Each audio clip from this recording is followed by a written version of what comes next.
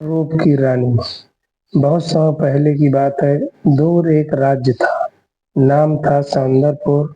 ये राज्य अपने हरियाले बागों, चमचमाते महलों और खुशहाल प्रजा के लिए जाना जाता था। राजा चंद्रसेन और रानी माधवी वर्षों से निसंतान थे। कई व्रत तपस्या और पूजा पाठ के बाद उनके यहाँ एक कन्या ने जन्म लिया। महल में ढोल नगाड़े बज उठे। राजकुमारी इतनी सुंदर थी कि जन्म के समय ही उसकी तुलना चांद और कमल से की गई। प्रजा ने उसका नाम रखा रूप की रानी। दरबार में उपस्थित एक वृद्ध साधु ने धीरे से कहा, याद रखना महाराज, इस कन्या की सुंदरता वरदान भी होगी और अभिशाप भी होगी। इसकी असली परीक्षा रूप से नहीं बल्कि इसकी साहस और बुद्धि से होगी। राजा रानी उस भविष्यवाणी को हल्के में लिया और उत्साह मनाने लगे। बाल्यकाल। रूप की रानी बड़ी होने लगी। उसकी सुंदरता देखते देखते ही लोग मंत्रमुग्ध हो जाते, लेकिन साथ ही वो बहुत जिज्ञासु और दयालु थी। महल के बाग में वो आम बच्चों के साथ खेलती, गरीबों को खाना खिलाती और सबसे बड़ी शक्ति है, किताबें पढ़ना पसंद करती थी। एक दिन उसने अपनी दाई से पूछा, क्या रूप ही सबसे बड़ी शक्ति है? दाई ने मुस्कुराते हुए कहा, नहीं बिटिया, रूप तो फूल और खुशबू जैसी होती है। असली शक्ति तो दिल और दिमाग से होती है। पड़ोसी राज्य की नजर।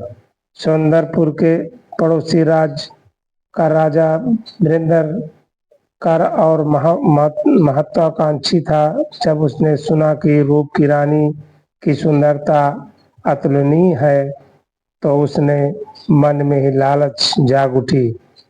वो सोचने लगा कि यदि ये कन्या मेरी रानी बन जाए तो मेरे राज्य की शान बढ़ जाएगी और मैं पूरे प्रदेश पर शासन करूंगा। उसने संदेश भेजा रूप उसने हमेशा संदेशा भेजा, रूप की रानी को मेरे महल में भेज दो, वो मेरी रानी बनेगी। चंद्रसेन राजा ने इनकार किया। अपमानित होकर वीरेंद्र सिंह ने युद्ध की तैयारी शुरू कर दी। संघर्ष की शुरुआत। सौंदरपुर के चारों ओर बादल घिरने लगे। युद्ध का खतरा मंडराने लगा।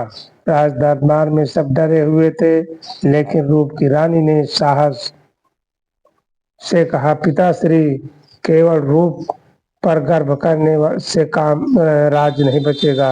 हमने रणनीति और जनता की भरोसे से की जरूरत है। रानी ने गुप्त भेष में प्रजा के बीच जाना शुरू किया और उसने देखा कि लोग डर में जी रहे हैं।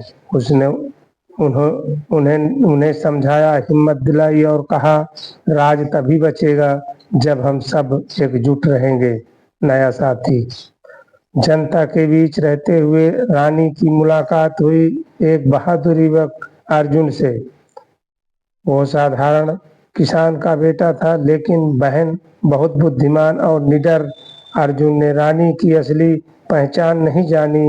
वो एक सामान्य कन्या समझा। उसने कहा, सुंदरता से युद्ध नहीं जीते जाते बहन, इसके लिए साहस और त्याग चाहिए। रानी को अर्जुन के शब्दों में सच्चाई दिखी। वो मन ही मन प्रभावित होने लगी। जादुई दर्पण। एक दिन महल के तहखाने में एक जादुई दर्पण मिला।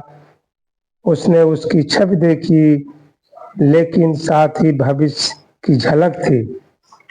यदि तू केवल अपने रूप पर घमंड करेगी तो राज नष्ट हो जाएगा।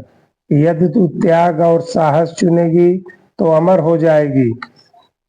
रानी चौंक गई। अब उसे साधु की भविष्यवाणी याद आई। चरम युद्ध। पड़ोसी राजा वीरेंद्र सिंह ने हमला कर दिया। चारों ओर रणभूमि पर डर ही डर पैदा हो गया।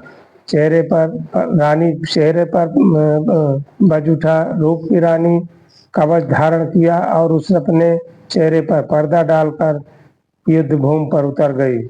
उसकी रणनीति और से सैनिक दुगने उत्साह से लड़े। अर्जुन भी उसके साथ खड़ा रहा। जब लड़ाई निर्णय के मोड़ पर पहुंची तो रानी ने अपना पर्दा हटा दिया और दुश्मन सेना उसके रूप से नहीं बल्कि उसके साहस नेतृत्व से हिला दिया। अंततः वीरेंद्र सिंह हार गया और आत्मसमर्पण करने लगा।